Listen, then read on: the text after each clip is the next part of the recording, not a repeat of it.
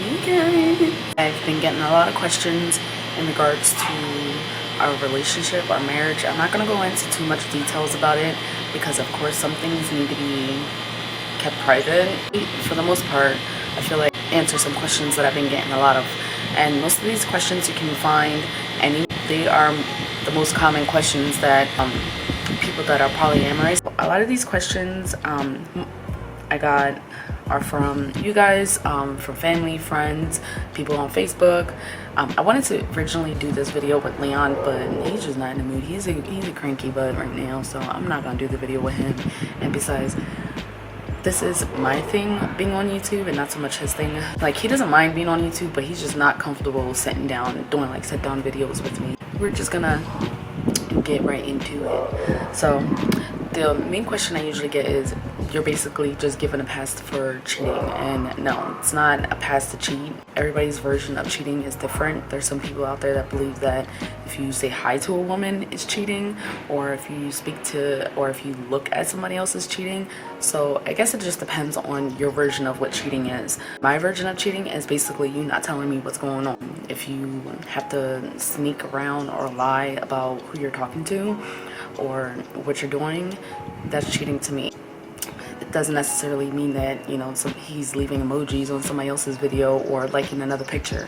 I could care less about stuff like that. That's what I consider cheating, especially if I'm so open and honest about everything. If you feel like you have to hide who you're talking to, then you're basically cheating to me. If you disrespect or ignore my boundaries, that's cheating. Another question is how do I do it? Like, how? Like, aren't you jealous? Like, I'm too territorial, I'm too jealous. The way I look at it is that, you know, Leon's not mine, and in a sense to where he's not my property. I can't force him to do anything that he's not gonna do. He's a grown-ass man, and at the end of the day, if he wants to go do something, he's gonna go do it. It's vice versa for me. I don't consider jealousy and territorial a thing. Jealousy is usually stem from you're afraid of something. You're afraid of missing out on opportunities. You're afraid of being included. You're afraid of that person leaving. For me, I'm able to do it because I'm not monogamous. That's really my title.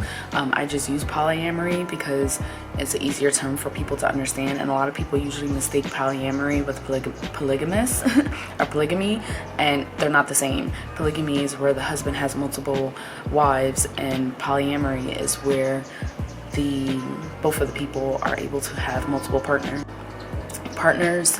Depends on your version of what you consider a partner, and I'm eventually get into that. Who's your primary or favorite partner? Again, it just depends on your dynamics of your relationship. For me and Leon, we don't have primaries, we don't have favorites or anything like that. For us, me and him, we're life partners because we have kids and because we are legally married.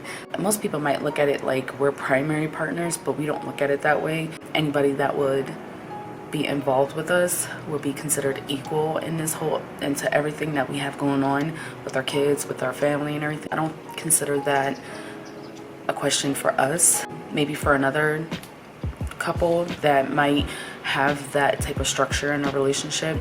There are people out there that do have like the primaries and secondaries and stuff, and for me and Leon, that's not how it is. I always get these questions all the time, and it's usually the main thing is what if you know, you find somebody else that's better? What if Leon does this? Or what if, you know?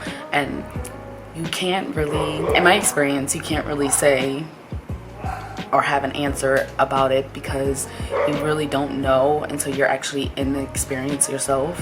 There has been situations where, you know, things have come up that we thought we would be okay, even though we discussed it and everything, but then when the actual experience came, it was a whole totally different perception about it. Then that's when you address the situation, and that's where communication and being open and honest comes in, because you can't be scared to express yourself and talk to your partner about how you're feeling and what you're thinking. And then there's times where how you feel and what you're thinking you have to deal with yourself, because it really has nothing to do with the other person and what they're doing. It has to do with what your own thought process and how you're feeling in the whole situation. I always get questions like, what if, what happens, what if this and that, and the only answer I have is you have to experience it to understand the what if. I kind of touched on this question already, and you know, a lot of people always ask me about the jealousy and everything, and I think that's like the main thing is like, I'll get jealous, I'm territorial and everything, and again, like, at the end of the day, you have to work on you. And then I tell this to everybody else, it doesn't matter if you are in a relationship with just one person, or if it's a relationship with your friends, your family, your kids, or whatever. You have to work on yourself. You can't push your happiness on somebody else. You can't force somebody else to be like, you have to be this way, you have to be that way in order for me to love you. And it doesn't work like that. You can't put that pedestal on somebody else. You can't put that expectation on somebody else. And that's the problem with a lot of relationships nowadays. We always put a stipulation on somebody else and say, in order for me to love you, you have to do this and this and this. And I don't consider that to be fair to other people. And we mostly do that to our kids, like, you know, if you get good grades, you know, I'll be proud of you, and this and this and this. And we shouldn't do that to our significant others. We shouldn't do that to our relationships or anybody else, friendships or anything. Jealousy, I don't get jealous. It's hard for me to get jealous, and usually if I am jealous, it's usually has to do with the fact that I want to be included in whatever's going on. Say if, you know, the person comes over and they're having conversations, I want to be included in the conversations. That's usually where jealousy stems from. It usually has nothing to do with the other person being more affectionate or anything like that. When it comes to Leon, and I can't really speak for Leon, but in some of the situations, usually his jealousy is about time, the lack of time that I would have with him, or he feels like the other person's getting more time than he's getting, if that makes sense. Because it's kind of hard for us to have us time, and then for us to do our own separate things with other people. You know, it kind of makes a strain between us. So therefore, we try to structure time for ourselves, for each other. And I feel like it doesn't matter who you are, whether if you're monogamous, whether if you're single, you're in a relationship, it doesn't matter. I feel like anybody can benefit from working on themselves. And by working on yourself, I mean deal with your own issues.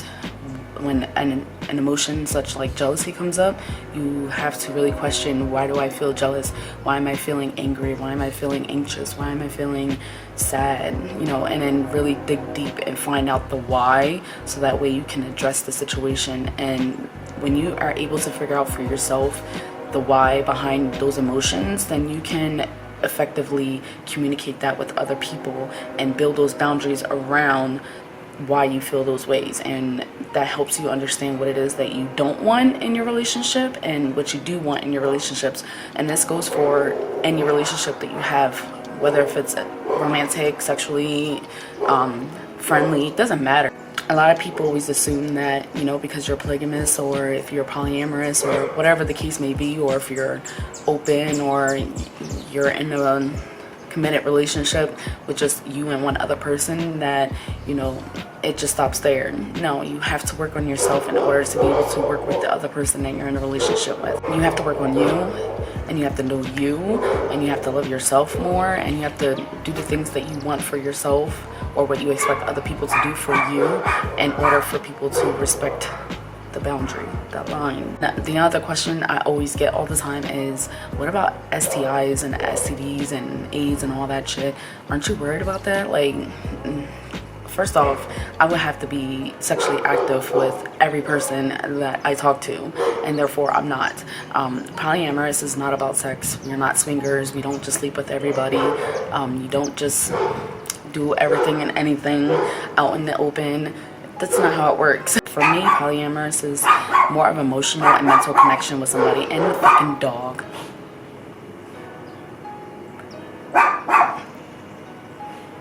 Fucking dog. Never fails. But I wasn't saying before the dog interrupted me. But yeah, I would have to be, for me, it's an emotional and mental connection with somebody. Same as if you're in a relationship with somebody, you know. It's no different than my relationship with Leon. That's how I want to build my relationship with somebody else. I'm not going to build my relationship with somebody else just based off of sex. It's not going to go nowhere. It's the kind of situationships that we don't want to be involved in. Let's be honest. Not everybody is going to do and be what we want from them, or get what we're not going to be able to get everything from one person. It's just not logical to expect that from one person. I'm an affectionate person and Leon's not. So like, I like to cuddle, I like to have hugs and kisses and everything like that, and Leon's not. And over the years, I used to push that on him and make that expectation of him in order for that to make me happy, and that wasn't fair to him because that's not who he is. Leon, his is more words of affirmations. So for me, I have to say certain things to make him feel appreciated or feel loved. But I'm not really so much concerned about STDs. I get tested. Me and Leon get tested periodically throughout the year. We don't wait until like when we see the doctor or anything like that. We just go get tested. And then another thing is that, like, for me, it has to be a mental and emotional connection in order for that to even happen. And usually it never gets that far. And again, like I said, I'm more of an affectionate person, so you know, hugs, kisses, that type of stuff is enough for me. I don't need any more unless there's that strong vibe, that strong bond between me and that person. And of course the vibers. This is the joy of living in the city. The only way you should worry about it is if you are like open like that, where you're sexually active with multiple people. You just have to take care of yourself. And even if I wasn't in this relationship, in this type of relationship, I still would get tested. You may be in a monogamous relationship, but honey, you don't know what's going on behind closed doors. So I highly suggest that if you go get tested, regardless if you're monogamous or not, and just know your status. You may think you know your partner, but you may not know your partner. And I'm not saying that to spite anybody else, but I'm just being like honest and being realistic, because the statistics are really high when it comes to AIDS and HIV. You don't want to be that person that thinks that your husband is faithful and this whole time he's doing other things and you could have been prevented it yourself. So I don't care who you are, whether if you're not monogamous, whether if you're open or you are monogamous, go get tested. What does my family think? And at first, you know, a lot of my family were like against it. Even Nana was against it. She was like, y'all need to get back into church. And you know, I grew up in a family where it was predominantly Christians, and I lived in a Baptist household, so the idea of even coming out about this was, you know, kind of like scary in a sense, because, you know, it in a way it's kind of like as if you're gay and you're coming out the closet about it. So to even announce or to inform other people about our relationship, it was kind of nerve-wracking, but at the same time, we knew that if we were going to go into this, that we wanted to be open and be honest, and not just with each other, but with everyone around us. And another thing was that, like, if we couldn't be our real selves with people that claim that they love us, then what is the point of even having that relationship? What's the point of pretending to be somebody that we're not? Once we got past that threshold of you should do this, you should do this, you should do that, it kind of like died down, and now everybody's just like whatever. It's no different for us, because now they see like we don't have a whole bunch of people around our kids. They see that we're still a normal couple, we still have our same marriage problems, we still go through the same things that everybody else goes through. So at first it was like the fuck. Now it's just like whatever. Do you always have orgies? And unless you're going to swingers clubs all the time or swinger parties, that's not happening. Even those parties, they don't always happen. And don't ask me how I know that. Yeah, so that's not happening.